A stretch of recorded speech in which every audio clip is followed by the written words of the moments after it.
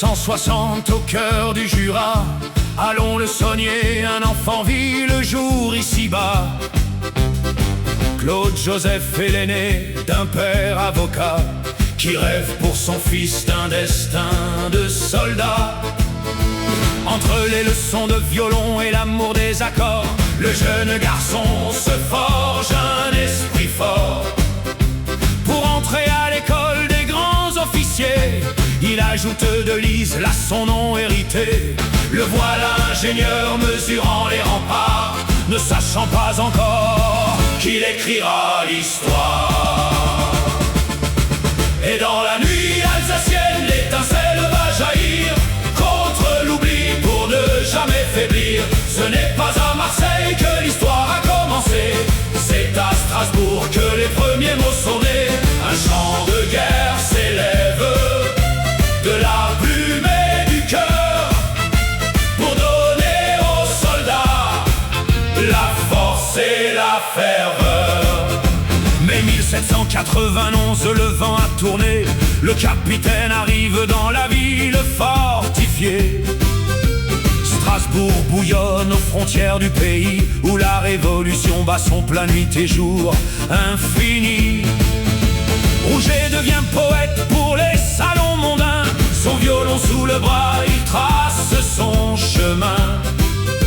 C'est là qu'il rencontre un homme de valeur, Philippe Frédéric de Dietrich, le grand-maire au grand cœur, qui réunit les sages, les artistes, les savants autour de la musique et des débats du temps. Et dans la nuit alsacienne, l'étincelle va jaillir contre l'oubli pour ne jamais faiblir. Ce n'est pas à Marseille que l'histoire a commencé, c'est à Strasbourg que les premiers mots sont nés. Un chant de guerre s'élève de la plume et du cœur pour donner aux soldats la force et la ferveur.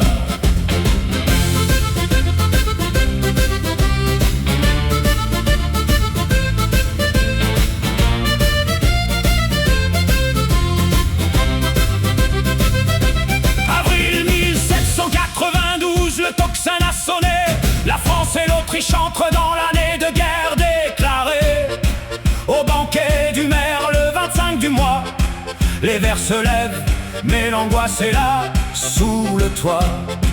L'armée du Rhin va partir, il lui faut un élan, un hymne moderne pour les jeunes combattants. Dietrich se tourne alors vers le jeune officier. Monsieur de Lise, écrivez pour notre armée. Faites un chant pour ce peuple qui se lève debout, et la nation entière sera fière de vous. Il est minuit passé quand il rentre chez lui, au 12 de la Grand-Rue, isolé dans la nuit. Les affiches de la ville résonnent dans sa tête. Aux armes citoyens, la formule est prête. Il prend son violon, la fièvre de l'urgence l'attend. Les mots et les notes s'unissent en un instant. Dans l'urgence absolue, sa plume s'emballe.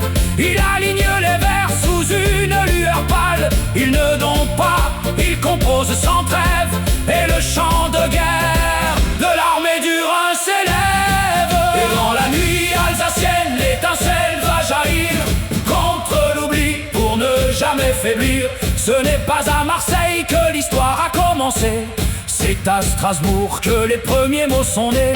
Un chant de guerre s'élève de la plume et du cœur pour donner aux soldats la force et la ferveur. Le 26 au matin, le soleil s'est levé. Rouget court chez le maire, le papier griffonné. Dans le salon de musique, devant le clavecin, le créateur entonne son œuvre, le destin dans les mains. De sa voix d'officier, il chante le refrain qui fera vibrer le monde et les cœurs souverains. Dietrich écoute conquis par la puissance des mots. Le premier chapitre est écrit, le chant est enfin beau. Strasbourg s'endort, mais la chanson s'éveille, et la France entière va bientôt prêter l'oreille.